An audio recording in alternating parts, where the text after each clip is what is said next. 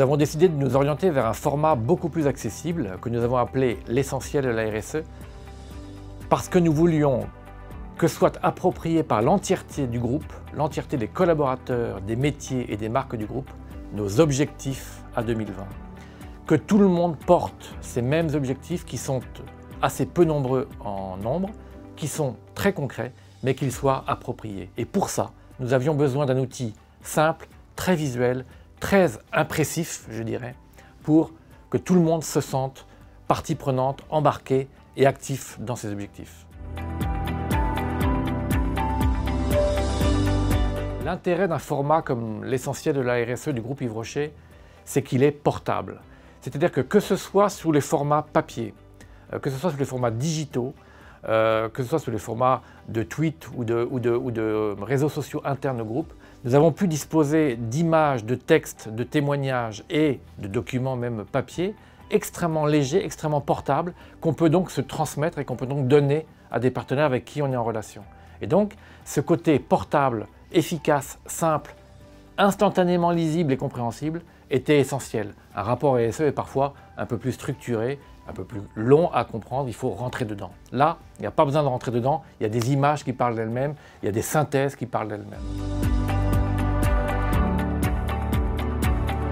Les outils de communication qui permettent le lancement de ce rapport, ils sont aujourd'hui multiples. C'est un écosystème. Nous avons besoin du print, nous avons besoin du digital, nous avons besoin de l'animation avec de l'affichage. Et puis, nous avons aujourd'hui de plus en plus besoin de nouveaux modes que nous voyons apparaître par les collaborateurs mêmes.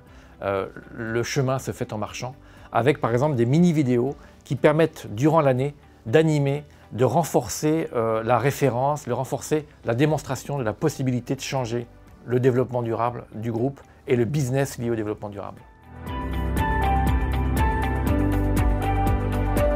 Pour adresser les multiples cibles que nous allons donc avoir à toucher, eh bien, il n'y a pas de Graal, donc on le cherche. Probablement qu'on va devoir adapter des formats parce que ce qui est de plus en plus nécessaire, c'est d'être simple. Donc probablement une multiplication de la manière dont on va dire les choses, toujours avec la justesse, toujours avec une puissance dans la réalité de ce qui est réalisé, mais avec une simplicité des visuels, des textes et des témoignages.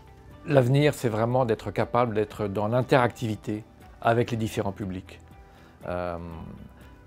D'être simple, d'être juste, d'être puissant, avec des gens qui sont à l'autre bout du monde, dans des pays, dans des cultures différentes, et pourtant toujours dire l'engagement du groupe Yves Rocher et de ses marques sur ces messages. C'est ça, c'est l'interactivité qui va être le grand challenge des années à venir.